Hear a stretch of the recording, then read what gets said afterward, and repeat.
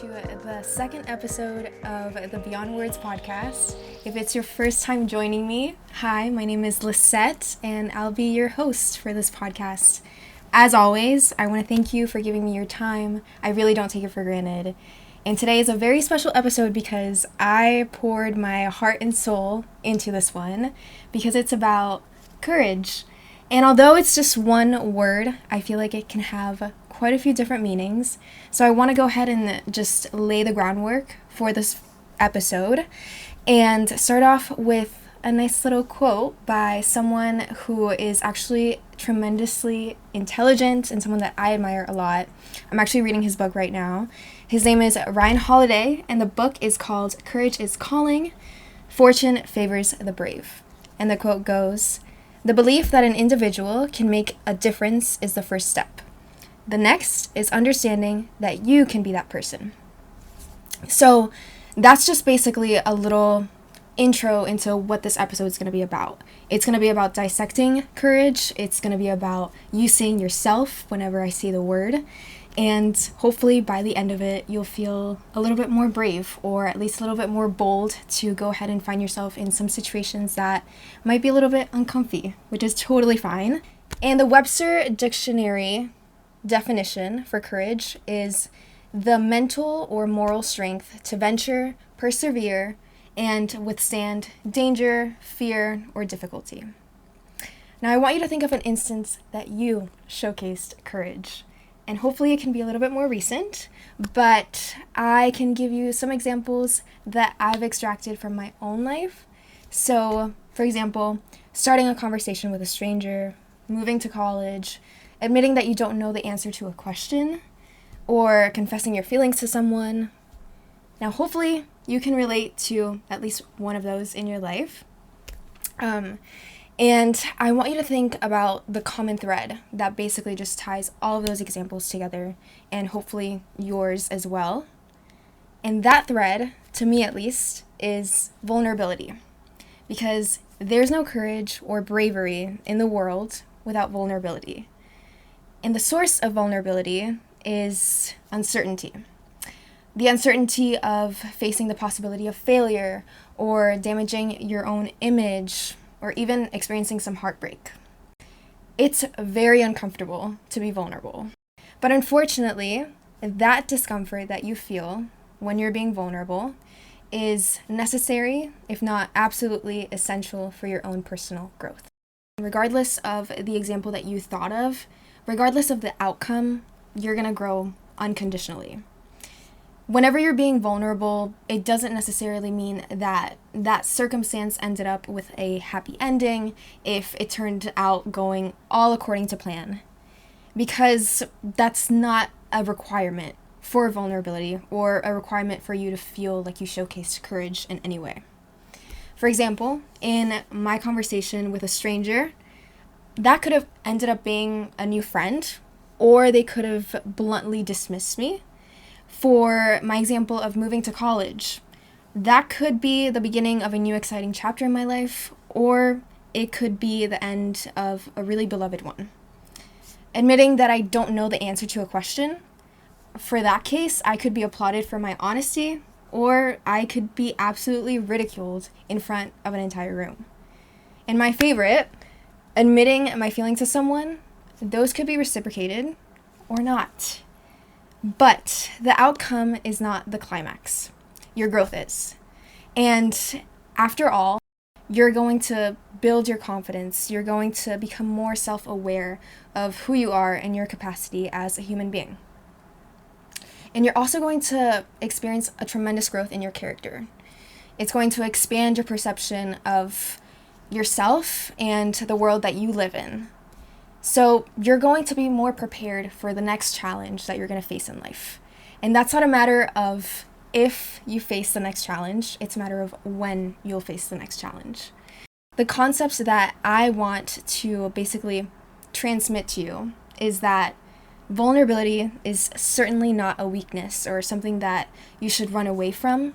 It's something that is absolutely crucial to your growth. And I know it's uncomfortable, and I know it feels like it's going against your own nature.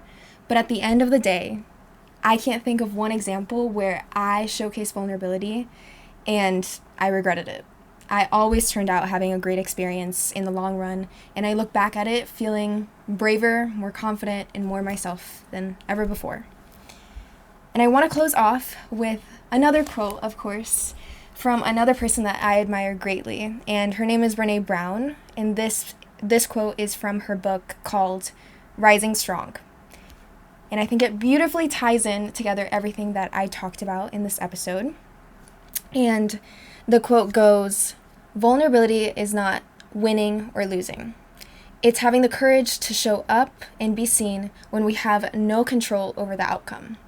Vulnerability is not weakness, it's our greatest measure of courage."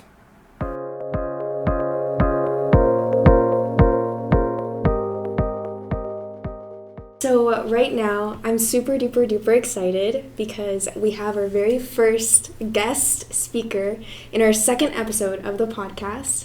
And I'm super excited to introduce him. He's someone that embodies courage and everything that this podcast episode is about, alongside a lot of other qualities that I also admire a lot. So I'm super happy that you're here right now, and I'm super happy that you were brave enough to accept my invitation in the first place. So tell me a little bit more about yourself. Also, introduce your name and all that good stuff.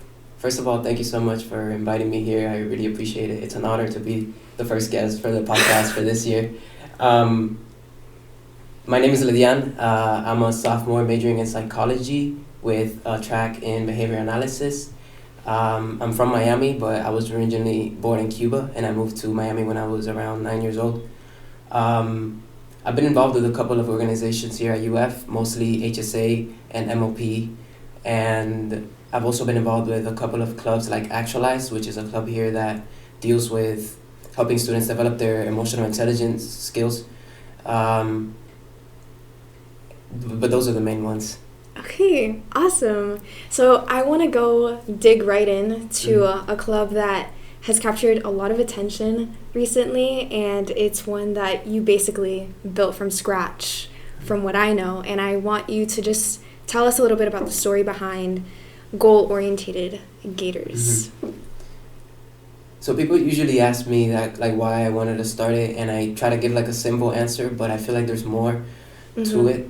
The main reason was because I was passionate about like self-improvement in general. But the reason why I was interested in that is because of my experiences in high school. When I was in high school, I was mostly interested in like focusing on academics and doing well in school, and I wasn't really focused on, my physical health or my mental health or developing my relationships with other people. I didn't know how to cook. I didn't know how to manage my finances. Right. And that was like kind of stressful for me in high school. So when I came to the University of Florida, I kind of wanted to change that. So I got involved with a lot of organizations that dealt with all these different areas. So I got involved with the Personal Finance Club so that I can learn more about finances. I got involved with Actualize so I can develop my emotional skills. I got involved with the Warrington Book Club so I can learn more in general. And as I was getting involved, I noticed that there's all these different clubs for all these different areas, but there's not a club specifically for people that want to improve all their areas in general. And that's, I guess, where the idea for the club initially started. But there's more reasons as to why I wanted to start it. I also felt like it was something that was missing. There's a lot of like leadership development clubs here and clubs for like social change, but there's not one for like personal development and like personal change.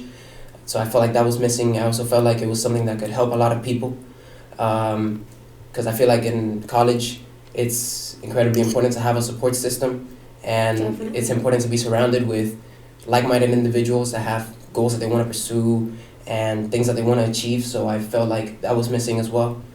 I also, in my first year of college, I developed like some skills that kind of gave me the confidence and belief that I could actually do this. So tell me about those skills.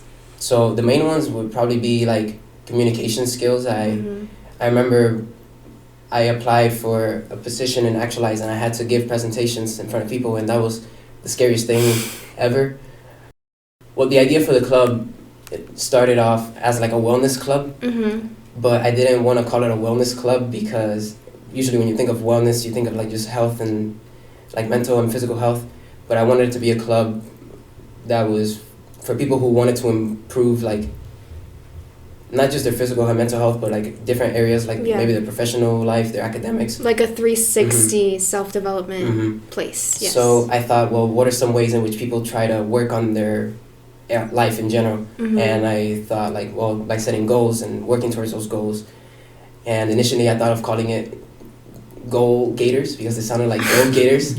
And that's good. That's really good. And it sounded like Go Getters. So I was like, oh, there's some creativity there. And then I thought, like, what if I call it goal-oriented Gators and I get the G and the O and it's Go Gators and I don't know. Oh, I didn't even notice that. Yeah. So it's G-O, Go Gators. Yeah. That's sick. And once I had like the name, it was much easier then. Like I just had to create a purpose statement for the club. I had to think of like, what officers do I need? I had to look at like a bunch of constitutions for different clubs to get like ideas. I had to create a Google form so that I could, get people on the team. I had to make flyers on Canva so that I could market the organization out. So learning how to use Canva was another skill that I think helped out a lot. So that I could get my ideas into, the campus. And then slowly but surely I started like developing the idea over time, and thinking about like what's our purpose and how are we gonna meet that purpose? What are we gonna do to try to meet that purpose? And now we're here. Yeah. No, it's a really amazing story because I feel like a lot of people see different orgs at UF. It's a humongous school, but understanding the story and the amount of work that goes into actually establishing an organization, especially of that magnitude and like that kind of goal that's so general but also powerful, knowing that gives you a whole other perspective. So thank you for sharing that story. That actually, it opens my eyes to basically who you are and like your story. Throughout your entire journey of building the club, did you ever experience some sort of doubt, fear? What was the biggest hurdle that you had to overcome, if any? I'm gonna be honest, I was really scared like when I was starting it, because like I had never done anything like that before. I've been passionate about things in the past before, but not to that extent. And I don't know, it was just so new, and I didn't know, I was so uncertain about like how things would go, if people would like it. But my list of reasons for starting it was longer than the reasons for not starting it. And that kind of overpowered the fear, like the excitement overpowered like my fear of failure or fear of uncertainty. Now, closing that chapter of talking about, goal-oriented club, I want to get into the more personal side of who you are, not just as a student, but also as a human being, like all of us. So I'm going to ask you some questions. But the first one is, if you could wake up tomorrow having gained one quality or ability, what would it be? Honestly, it would be nice to teleport. Like, that would be awesome. Would you prefer to forget all prior memories or be unable to create new ones? I think I would, because I like the memories that I have right now, so I wouldn't want to forget them, because I feel like they've made me like who I am, and all the memories that we have make us who we are, I think. And the very last question that I have for you is, what is the legacy you wish to leave at UF? I'm still not sure. Hopefully, I can do things that make the community better, even though that's very broad. There's different ways to make the world a better place. You can try to tackle like social issues, but what I like to focus on is focusing on the self. And I think if we all focused on improving the quality of our lives and being better as humans, then we would have a better world. So I would say encouraging people to be better.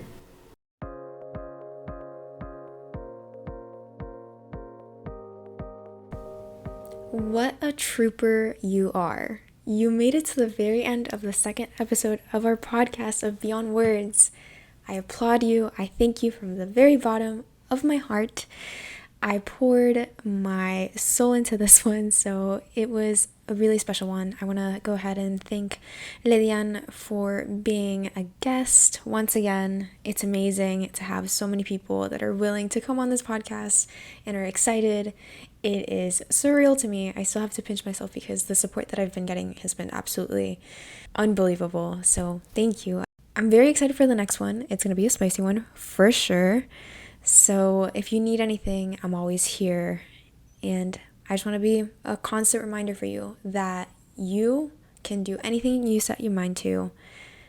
And don't ever, ever underestimate your greatness or your capacity to showcase courage to yourself and the rest of the world. Adios.